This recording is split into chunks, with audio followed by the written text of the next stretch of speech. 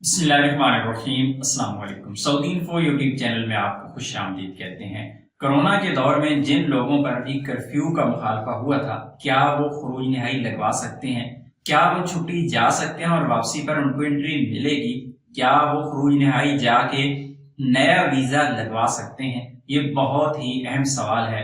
खरूज नहाई तो आप चले गए, लेकिन आपने क्योंकि कर्फ्यू का फाइन पे नहीं किया 10,000 रियाल का, तो क्या इन तमाम सूरतों में आपको फाइन पे करना जरूरी है, या फाइन पे ना करने की वजह से आपको कोई नुकसान होगा या नहीं होगा? ये है आज का बहुत ही अहम सवाल, और इस सवाल का जवाब मैं आपको ना तो जवाजात की जानिब से, ना ही वजारत खारजिया, ना वजारत दाखिलिया, किसी भी इदारे की जानिब से कोई भी अनाउंसमेंट नहीं हुई है, लेकिन प्रैक्टिकल चीजें जो सामने आई है वो आपके साथ शेयर कर रहा हूं।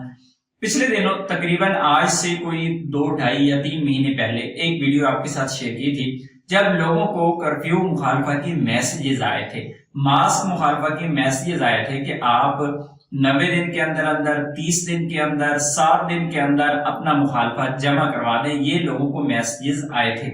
उसके बाद ज्यादातर लोगों ने वो वाला मुखालफा पे नहीं किया, क्योंकि हर बंदा कहाँ पे कर सकता है 10,000 रियाल का मुखालफा। तो अभी जो एक्सपीरियंस है वो मैं आपको बताता हूं। ऐसे तमाम अफराद जिन पर कर्फ्यू का मुखालफा आया, उस दौर में जब कर्फ्यू लग रहा था, कोरोना की पाबंदियां चल रही थी, उस वक्त जितने भी लोगों ने छुट्टी अप्लाई की, खरूज नहाई अप्लाई किया, छुट्टी भी लग गई, खरूज नहाई भी लग गया और लोगों ने सफर भी कर लिया। अभी जो मसला चल रहा है वो ज्यादा उन लोगों को चल रहा है जो खरूज नहाई जा चुके थे या फिर छुट्टी गए थे, वापस नहीं आ पाए थे। तो क्या नया वीजा लग सकता है? तो प्रैक्टिकल चीज ये है कि आपका नया वीजा लग जाएगा। फिलहाल आप पर किसी भी किस्म की कोई पाबंदी नहीं है।